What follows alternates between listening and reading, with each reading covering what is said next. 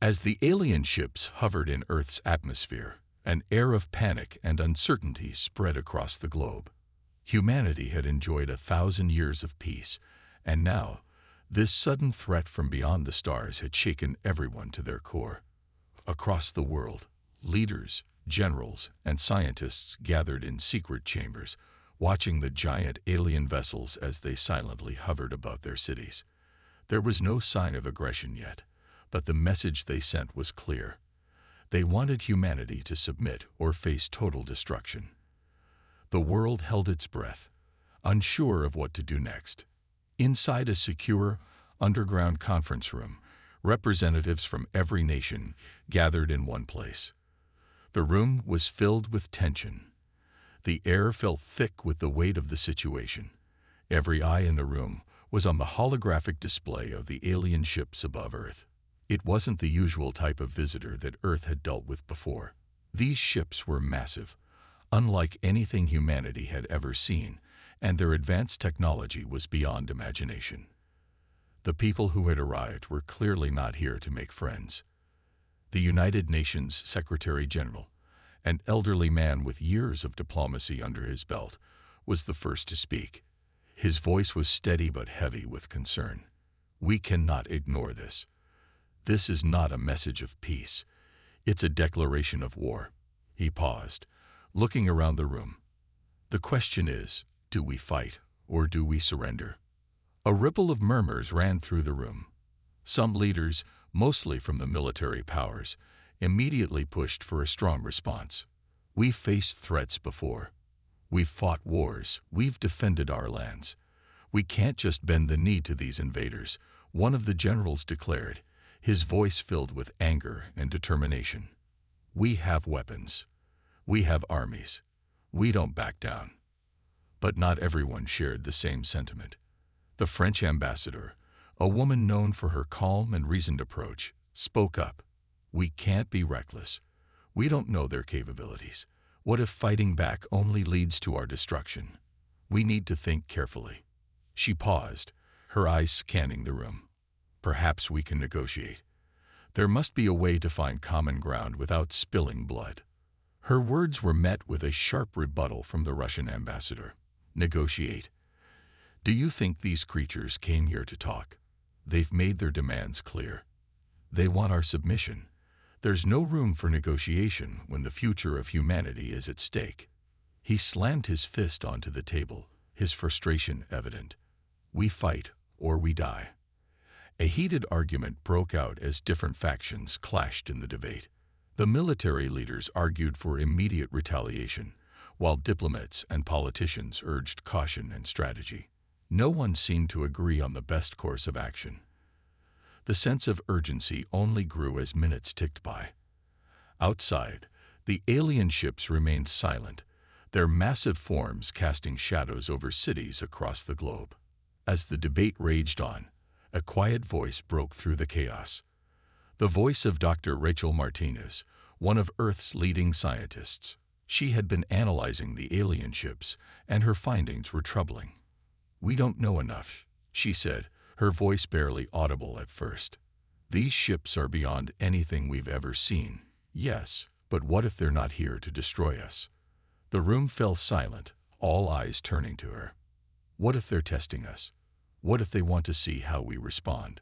Her words hung in the air. It was a thought that hadn't occurred to anyone. What if the aliens were watching? What if this wasn't a full-scale attack, but a challenge, a test of humanity's resolve? Dr. Martinez continued, "We can't jump to conclusions. We need to gather more information before making any rash decisions." The room was quiet for a moment as everyone absorbed what she had said. The generals exchanged glances, their minds racing. The French ambassador nodded, acknowledging that a more careful approach might be the right path forward. "We need time," she said, "to understand what we're dealing with." But time was a luxury they didn't have. The aliens had made it clear that they weren't here to wait forever. The holographic image flickered, and once again, the alien ships loomed above the Earth. It felt as if they were watching, waiting for humanity's response. A sense of dread began to build, the pressure mounting. The United Nations Secretary General stood, his face grave. "We don't have time to wait forever. We need to act. And we need to act now." With the clock ticking, the debate grew even more intense. The room was filled with conflicting opinions, and it seemed like no one could agree on the best way forward. The military leaders wanted action, the diplomats called for restraint, and the scientists, like Dr. Martinez, urged for more analysis. The future of humanity was on the line, and no one knew the right answer.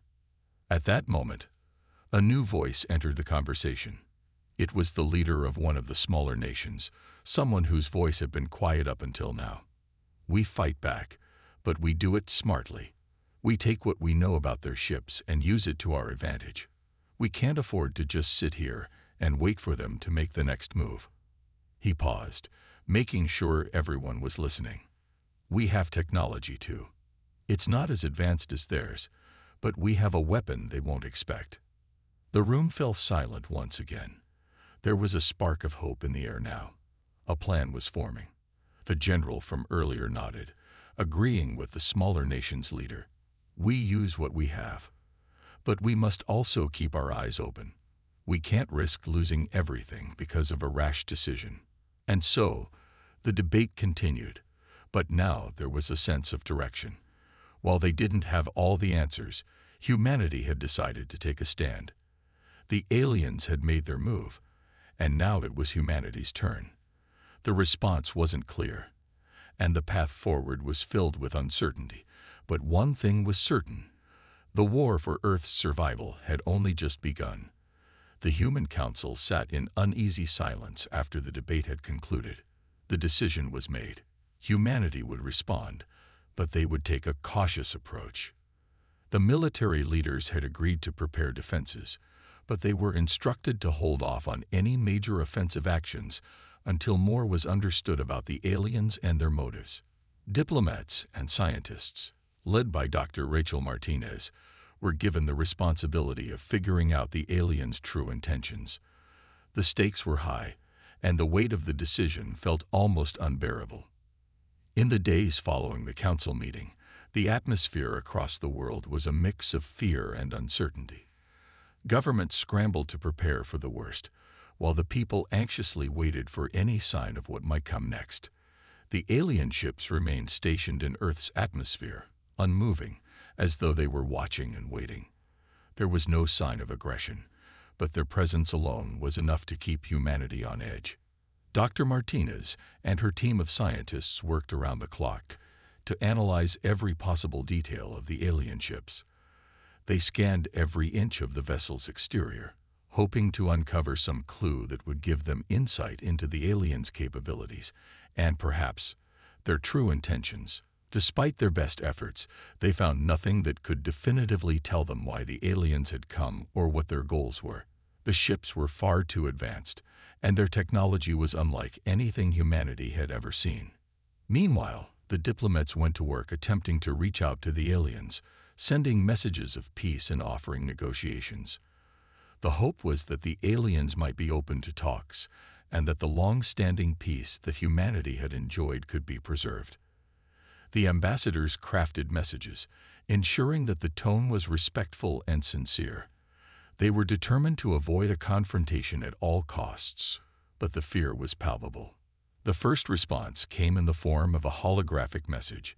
It was from the alien fleet's commander, a figure who appeared on the screen as a towering being with a striking, almost otherworldly presence. The message was simple, but the implications were terrifying. "We have come to test you. For 1,000 years, your species has known peace, but peace without strength is an illusion. We are here to see if you have the strength to survive. You will either submit to us or face destruction. Choose wisely." The room fell silent as the message concluded. It was clear now that the aliens were not interested in diplomacy. They were here to conquer, to force humanity into submission. The message was a challenge, and it left no room for negotiation. For a moment, panic rippled through the council. How could they respond to such an ultimatum? The generals and military leaders were already preparing for battle, their fingers itching to take action. The alien ships were still waiting, but now their threat was undeniable. But even in the face of such danger, some of the diplomats remained steadfast in their belief that war should be avoided at all costs. The question now was, how could they respond? The debate began again, only this time the stakes were higher. The military wanted to strike, to show the aliens that humanity would not bow to their demands. The diplomats, however, argued that it was too early to act, that they needed to find another way to resolve the situation. The human race was at a crossroads, and each passing moment brought them closer to a decision that would change the course of history. Dr. Martinez stood up once again, her voice calm but firm. We cannot let fear dictate our response. We have to understand their technology. We need to know what we're up against before we make any decisions. If we act blindly, we could make things worse for ourselves. Her words resonated with many of the council members, but the pressure to act quickly weighed heavily on others. The debate continued long into the night, with no resolution in sight. It was clear that humanity's response to this alien threat would not be easy. Some believed in the power of strength, while others believed in the power of knowledge and understanding. The idea of going to war was a terrifying thought, but the idea of submitting to the aliens was even worse. Humanity had fought for survival before, but this time, the stakes were different. This was not a war between two nations. It was a war between species, and the survival of humanity itself was on the line. Outside, the alien ships loomed silently over the cities of Earth. They were an ever-present reminder of the threat humanity now faced. The world held its breath, waiting for the next move, for the next sign of what the aliens would do. The future of humanity seemed uncertain, but one thing was clear. Whatever decision the Council made, the war had already begun. The peaceful age of 1,000 years was over, and a new chapter in history was about to unfold. The question remained, would humanity rise to the challenge, or would they fall to the unknown forces that had come from the stars? The Council was no closer to a final answer, but they knew one thing for certain. Time was running out, and whatever decision they made, it would determine whether humanity would survive or be crushed under the weight of an alien empire. The human response was now set into motion, but the uncertainty was palpable. The diplomats and military leaders worked tirelessly to prepare for the worst, knowing full well that the fate of humanity hung in the balance. Dr. Martinez and her team of scientists continued their work, scouring through every available piece of information in an attempt to unravel the aliens' technology. But despite their tireless efforts, they were still no closer to understanding the true nature of the threat they faced. The ships, sleek and imposing, hovered silently above Earth, their intent unreadable. The Council met again, a sense of urgency thicker than before. There was no longer any question about whether they should defend themselves. Now, it was a matter of how. The military generals argued for a full-scale offensive. They had warships of their own, and humanity's technological advancements had certainly grown in the past 1,000 years of peace. They had weapons, they had trained forces. The time for diplomacy was over, they believed. The aliens had made their intentions clear, and it was time to strike back. But the diplomats weren't so sure. They had lived through 1,000 years of peace. The very idea of war, especially on this scale, felt wrong. Ambassador Riley stood in front of the Council, her face pale but determined. We cannot let our fear drive us into a decision that we might regret. We don't know enough about them yet. We don't even know if these ships are really weapons. They could be testing us, testing our resolve. If we fight first, we might destroy our chances at ever learning what they really want. Her words echoed through the chamber, and for a moment, the generals faltered. They were no strangers to war, and their instinct was to strike first, to prevent any harm before it could be done. But there was something unsettling about Riley's calm demeanor. Could humanity afford to throw away 1,000 years of peace just to fight the unknown? The debate raged on. On one hand, the military's argument was powerful. Humanity had made great strides in technology. They had strength, and they couldn't allow themselves to appear weak in front of an alien force. On the other hand, the diplomats were advocating for a delicate, careful approach. They insisted that there was more to the aliens' message than mere conquest, that there had to be a deeper reason for their actions. As the council session stretched into hours, an unexpected transmission came through. The alien fleet had sent another message, but this time it was different. The message wasn't a threat, nor was it a declaration of war. It was a question. Are you ready to prove your strength? We have watched you for centuries. Show us your resolve. We will give you the chance. But remember, the galaxy is vast, and we are not the only ones watching. It was cryptic, but it carried with it an unsettling weight. What did they mean by prove your strength? Was this a test of humanity's ability to fight, or was it something more? The room fell silent, every council member processing the words that had just been spoken. Dr. Martinez stood up, her mind racing. This is it. They're challenging us, not just to defend ourselves, but to show them that we are worthy of the galaxy's respect. If we meet their challenge with violence, we could be making a terrible mistake. But if we show them that we are strong in other ways, intellect, resolve, unity, then maybe we can avoid a war altogether. Her words held a powerful truth, and for the first time in hours, the council paused to think. The general who had been most adamant about military action shifted uncomfortably in his seat. It was hard to ignore the weight of Dr. Martinez's words. Could there be another way to demonstrate strength besides war? The clock was ticking, and outside, the alien ships continued to hover ominously in Earth's skies. There was a growing sense of urgency among the council members. They needed to make a decision, but they also needed to be careful. War would change everything, but refusing to act could be just as dangerous. Ambassador Riley leaned forward. We need to act swiftly, but we cannot afford to make a hasty decision. We must prove that humanity is not driven by fear, that we are more than just fighters. We are thinkers, we are strategists, we are united. If we go to war, it will be because we've explored every other option. And so, the council took a step back, choosing to explore new avenues. Diplomacy, backed by the strength of humanity's resolve, would be their first response.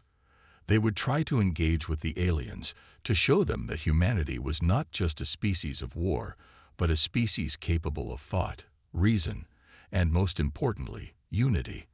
They would not just fight, they would prove their worth through their actions, their willingness to adapt, and their courage to face the unknown without rushing to violence. But as they prepared their response, there was no guarantee that the aliens would accept diplomacy. Their message had left a chill in the air. Humanity was walking a thin line. Any misstep could lead to catastrophe. The galaxy was indeed vast, and the alien forces watching might not be as forgiving as they hoped. In the coming days, the council would make their final decision. Would they be able to convince the aliens that humanity was more than capable of surviving without resorting to war? Or would their hesitation be seen as weakness, setting the stage for a conflict that could tear the galaxy apart? As the council continued to deliberate, the tension in the air thickened. The world waited for an answer, unsure of what was to come. But one thing was certain: the fate of humanity, and possibly the galaxy itself, now rested in the hands of those who dared to act with both wisdom and courage begun their psychological warfare. They want us to panic, to make mistakes. The longer we wait, the more we risk their calculating our weakness. I say we strike first, show them that we are not afraid. Ambassador Riley stood, her voice calm but firm as she addressed the room. I understand your concerns, General, but war should never be the first option. We don't know what they want yet. We need to offer them a choice, a way to see reason. Let's not jump to conclusions. The debate between the council members was growing more heated by the minute. Some agreed with Riley, believing diplomacy was humanity's strongest weapon, while others sided with Hawk, fearing that a preemptive strike was the only way to protect Earth from an alien threat that had already shown its power. Dr. Martinez, who had been silently observing the conversation, finally spoke up. "What if they're not here to destroy us?" she suggested, her voice carrying a thoughtful tone. "What if they're testing us, trying to see how we will react? Maybe they're trying to figure out if we are worthy of joining them in the galaxy, or if we are a threat that needs to be eliminated." Their message was not a declaration of war. It was a challenge. "They're asking us to prove ourselves." The council members exchanged looks. It was a compelling idea. After all, the aliens had not attacked. They had only spoken, albeit in a menacing way. But if there was any truth to Dr. Martinez's theory, then it raised another question. How could humanity prove itself in the eyes of a superior civilization without resorting to violence? General Hawk crossed his arms. "We could try and show them our strength, but how? What do we have to offer them? Our military might. Our resolve." "I think that's the point," Dr. Martins replied. "We don't have to show them our strength in terms of weapons.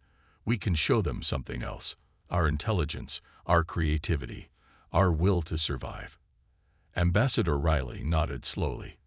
"We could offer them a challenge of our own, one that demonstrates we are not afraid, but that we can hold our own. Perhaps we could make it a test of skill or diplomacy, something that shows our value as a species." The debate continued, but now it was different. There was a sense of possibility in the air. They weren't just considering war. They were considering a way to prove humanity's worth without falling into the trap of destruction. Meanwhile, outside of the council's chambers, the tension on Earth was palpable. Citizens anxiously watched the news, gripped by the unknown. Rumors spread that alien ships were preparing to land, and some believed an invasion was imminent. Others believed the aliens were waiting for the right moment to strike. But in the midst of it all, a strange unity began to take hold. People from all walks of life, from every corner of the globe, began to rally together. The threat had united them in a way nothing had before. The thought of an alien invasion was terrifying, but it also sparked something else: determination. Humanity was not going to be cowed by a foreign threat. They would stand together, no matter what came next. Back in the council chambers, the idea of proving humanity's worth began to take shape. But time was running out. The aliens were still waiting, watching, and the clock was ticking toward an uncertain future. If they were to survive and thrive, they needed a plan, one that would speak to the aliens not just in words, but in action.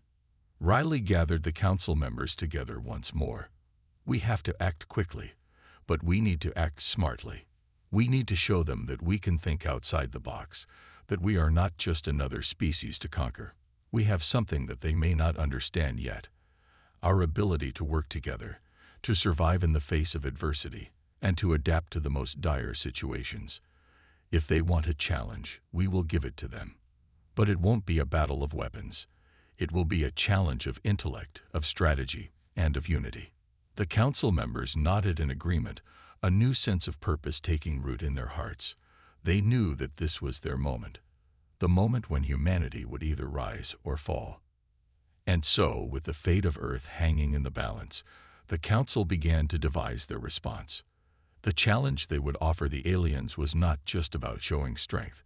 It was about proving that humanity was worthy of being part of something greater than itself.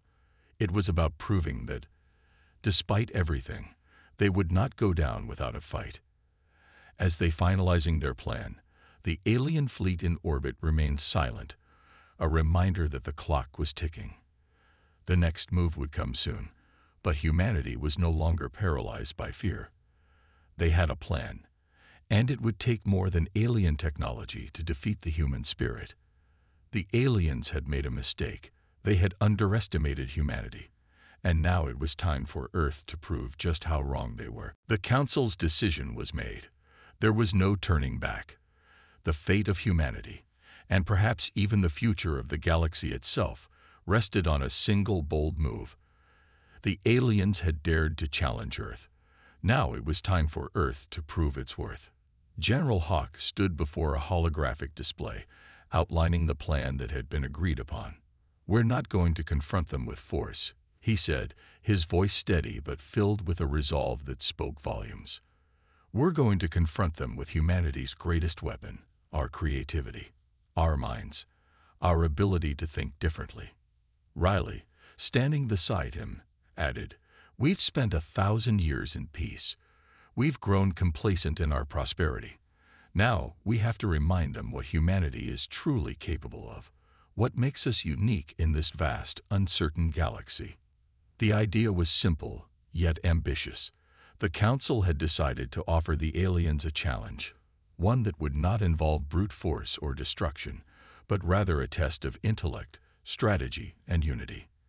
The challenge would consist of a series of complex problems, puzzles, and situations that would require cooperation between the various human factions. The aliens had to prove that they understood the value of diplomacy, that they respected the power of human ingenuity. The task was not to defeat them in battle, but to show them that humanity had something to offer that could not be easily measured in terms of weapons. The challenge would take place over several rounds. Each round would test the aliens in a different way, forcing them to face the unpredictable nature of human minds. The first round would be a test of problem solving, something the aliens had not expected. Humanity was known for its capacity to create solutions out of nothing, to adapt to even the most impossible situations. Hawk continued, "They believe their technology and weaponry make them superior. But let's see how they handle a challenge they cannot simply shoot their way out of." The first round of the challenge was set to take place in front of the world.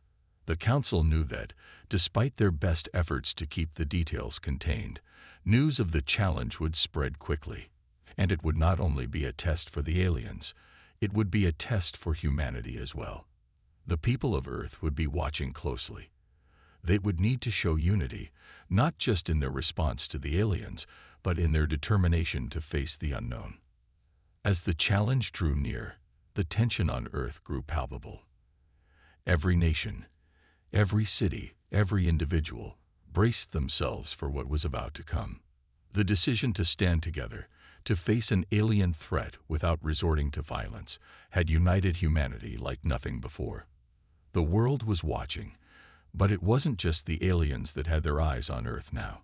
The galaxy itself seemed to hold its breath, waiting to see if humanity would rise to the occasion. But it wasn't just about the stakes of winning or losing. It was about the message humanity was sending to the galaxy. Earth had been a quiet corner of the universe for far too long. It had been content to live in peace, hidden from the larger conflicts that plagued the cosmos. Now, humanity was standing up, not just for survival, but for the right to be respected, to be heard, and to be a part of something bigger than itself. The aliens, for all their might, had underestimated humanity's greatest strength, its ability to come together in the face of adversity, its creative potential, and its endless capacity for reinvention. The challenge would force them to confront these very traits they hadn't anticipated. The first round of the challenge began. The aliens were presented with a seemingly impossible problem: to navigate an intergalactic puzzle that tested their ability to think in ways they had never been forced to before. It was designed to throw them off, to force them to rely on their instincts, to see if they could adapt to an entirely new way of thinking. As the alien ships hovered in orbit, the puzzle began to unfold. The challenge was not one of technology. It was a test of minds. The aliens, used to solving problems with their advanced tech, struggled to adapt. They were used to brute force solutions, not creativity or collaboration. As the puzzle intensified, their frustration became evident. The humans, on the other hand, stood together in solidarity, their minds working in tandem to solve the riddles that the aliens could not. Hour after hour passed, and the aliens continued to falter. Their technology, their superior weapons, were of no use in this battle of wits. Humanity was proving something the aliens had not expected, that their strength was not just in their numbers or their weapons, but in their minds, in their resilience, and in their unity. General Hawk, watching the challenge unfold, couldn't help but feel a sense of pride. The aliens had come to Earth expecting an easy victory, expecting a species that had grown weak after 1,000 years of peace. Instead, they had found a planet of people who were far more than they seemed. The galaxy had just gotten its first real look at humanity, and it was clear that the aliens had underestimated them. Hours later, the first round ended. The aliens, exhausted and defeated, had failed to complete the task. But instead of showing anger or frustration, they seemed stunned. This was not what they had expected. They had assumed they could intimidate humanity into submission, but what they had found instead was a species that could rise to the challenge in unexpected ways. The victory was not just humanity's, it was a message to the galaxy. The aliens had underestimated humanity's potential, and now the universe knew. Earth would not be conquered. It would stand its ground, showing the universe the power of the human spirit. The second round of the challenge was coming, and Earth was ready. The question was no longer about whether humanity could survive. It was about how much the aliens were willing to risk to win. As the tension mounted, one thing was clear. The aliens had awakened something in humanity that no one could have predicted, and they were now facing a force that would not back down. As the second round of the challenge approached, Earth's inhabitants were brimming with hope and anticipation. The victory in the first round had not only lifted their spirits, but had also solidified their belief that they could defeat the alien invaders, not through might, but through unity and wit. The world watched as humanity prepared for the next phase, knowing that this was more than just a game. It was a battle for their survival, their dignity, and their place in the universe. The aliens, still reeling from their failure in the first round, regrouped on their massive ships. Their leaders were growing uneasy. They had expected to crush humanity's spirit with their superior technology and power, but instead, they had been humiliated by a species they once thought weak and naive. Now, they faced a dilemma. The challenge was no longer just about proving their superiority. It had become a fight to retain their honor. On Earth, the human leaders met once again, gathered in a massive, secure conference hall, awaiting the details of the next round. General Hawk stood at the front, flanked by Riley and other top officials. They were determined to keep up the momentum from the first victory, but they knew the next round would be even more difficult. "We've only just begun," Hawk said, his voice steady but full of determination. "They've seen our strength, but we need to show them more. The next round will test us in ways we can't even imagine. But we have something they don't. We have heart. We have courage, and we have each other. The aliens may have their technology, but we have the will to fight for our future." The second round was set to be a test of strategy, a challenge that would push humanity's ability to think long-term, plan ahead, and adapt under pressure. The aliens had already shown that they could conquer a problem through brute force or their technological superiority, but now they would face something far more dangerous: the human ability to think several steps ahead, to make decisions based on long-term goals rather than immediate results. The aliens were instructed to navigate a complex galactic battlefield simulation. The goal was to secure a series of strategic points, but the catch was that the battlefield was constantly shifting.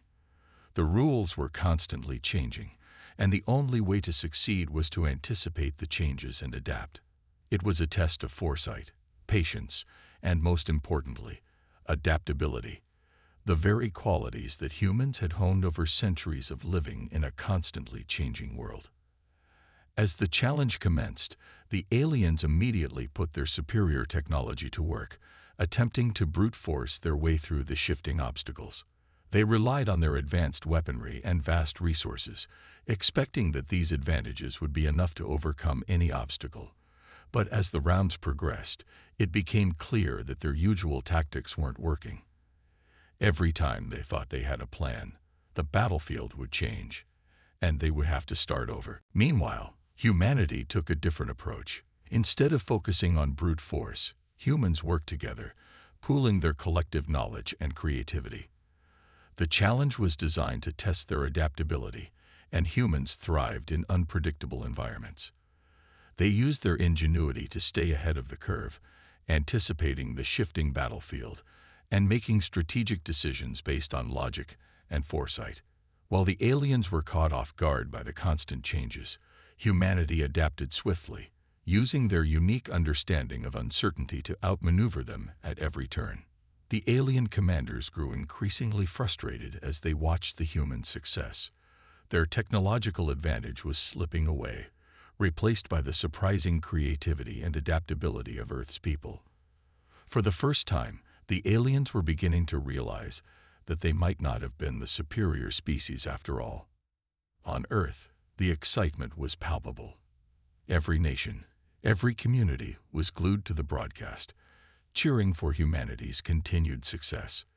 The victory in the first round had sparked a fire of hope, and now, in the second round, humanity was proving that they were not only capable of surviving, they were capable of winning. Back in the council chambers, General Hawk and the other leaders were focused on the tactical display. "This is it," Hawk said, his voice filled with pride. "We've shown them our strength, and now we're showing them our brilliance. We're not just fighting for survival, we're fighting for the future of humanity." Riley nodded. The aliens thought they could destroy us, but what they didn't count on was our ability to adapt. They believed their weapons and technology were enough, but they forgot one thing: the human spirit. We fight for each other. We fight for our future. And we will never back down. As the round came to a close, the aliens were forced to admit defeat once again. Their strategy had failed, and humanity's unexpected brilliance had won the day. The aliens, now clearly frustrated, had to reconsider their approach. They had underestimated humanity's resilience, its unity, and its remarkable ability to outthink even the most advanced civilizations in the galaxy. In the aftermath of the second round, the message was clear. Humanity had proven itself not only capable of surviving against impossible odds, but of thriving in the face of adversity. The aliens had been forced to acknowledge something they had not expected. Earth was not a planet to be taken lightly. It was a force to be reckoned with. But the war was far from over. As the final round loomed, humanity would have to dig even deeper, proving that their greatest weapon wasn't their technology or weapons, but their ability to innovate, adapt, and never give up. The aliens may have been stronger, but humanity had something far more dangerous: the will to fight for what was rightfully theirs. The challenge was far from over, and Earth had only just begun to show the galaxy what it was truly capable of.